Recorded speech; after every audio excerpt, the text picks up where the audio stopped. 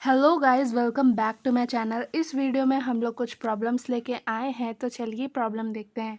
बोल रहा है prove that the sequence A N is a null sequence whose A N is equals to root under N plus one minus root N. बोल रहा है कि A N जो है वो नल सीक्वेंस प्रूव करना है। नल सीक्वेंस कहने का मतलब इसका लिमिट जो है वो किसको टेंड कर रहा होगा, जीरो को।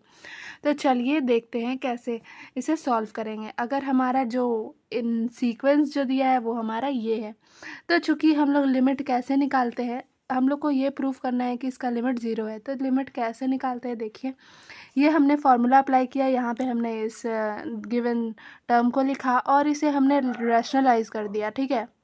तो देख सकते हैं रैशनलाइज करने के बाद ऊपर वाला टर्म जो है वो उसमें रूट हट गया है और नीचे वाला टर्म भी आप लोग देख सकते हैं। ऊपर वाले टर्म को सॉल्व करने पर हमारा वन आ रहा है और नीचे में रूट अंदर N plus one plus root N आ रहा है। हम लोग एन की जगह इन्फिनिटी रखते हैं, तो हम लोग देख सकते हैं नीचे आ जाता है हमारा इन्फिनिटी और one by infinity is equals to zero. So sequence A N converges to zero, यानी कि सीक्वेंस ए एन जो है वो जीरो को कन्वर्स कर रहा है, यानी कि सीक्वेंस ए एन जो है वो नल सीक्वेंस है। चलिए नेक्स्ट क्वेश्चन देखते हैं। बोला है so that the sequence A N is null sequence. फिर से हमें नल सीक्वेंस शो करना है जिसमें हमारा ए एन जो है वो इस तरह से दिया हुआ है। देखिए हमारा ए एन, हम लोग इसको ए एन को अच्छे से सॉल्व करेंगे। तो ए एन चूंकि हमारा क्या है, N into N minus one, ये हमारा फैक्टोरियल लगा है तो हमने इसे खोल दिया है। और हम लोग नीचे N to the power N को एन बार लिख चुके हैं, ये एन बार लिखा हुआ है। और आप लोग देख सकते हैं कि हमने एन एन को सेपरेट कर रखा है। तो यहाँ पे इसको एन दे दिया, इसको एन दे दिया, इस तरह से हमने सबको पर्सनल पर्सनल अपना एन दे दिया, उसे सेपरेट कर दिया है। अब आप लोग देख सकते हैं कि ये कर कैंसिल होके वन हो जाएगा और ये कैंसिल होके one minus one by N हो जाएगा, ये one minus two by N हो जाएगा। इस तरह से हमारा आ जाएगा one minus N minus two by N. यहाँ पे हमने N minus two by N क्यों लिखा है, इसे सॉल्व करने पर टू बाई एन ही आ रहा है हमारा। और यहाँ पे देख सकते हैं वन बाई एन का वन बाई एन, ठीक है।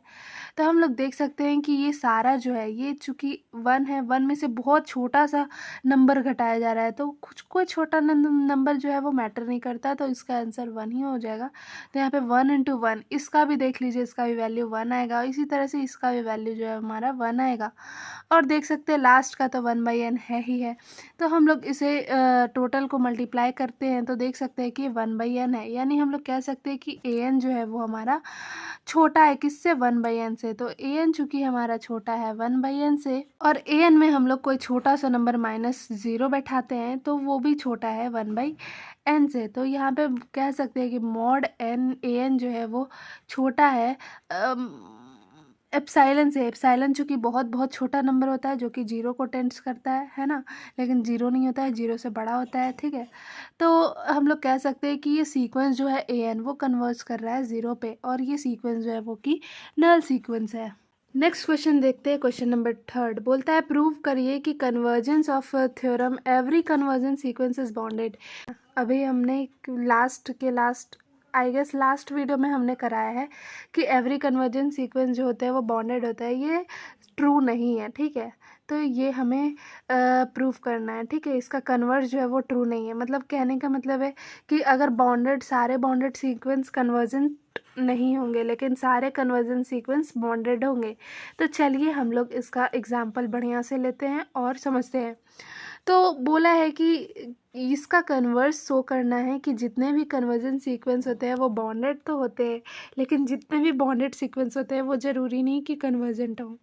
तो चलिए हम लोगों ने एक एग्जांपल लिया, A N is equals to minus one to the power N. इसे आप लोग देख सकते हैं, तो इसका ए एन जो होगा वो minus one plus one minus one plus one इस तरह से निकलेगा।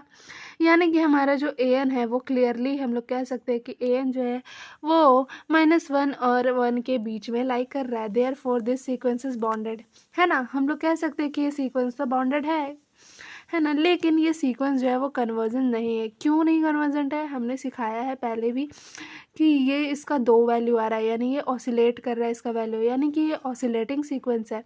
तो हम लोग कह सकते हैं कि ये सीक्वेंस ए एन जो है वो ऑसिलेटिंग है ना। कहाँ पे ऑसिलेट कर रहा है, -1 to 1 पे।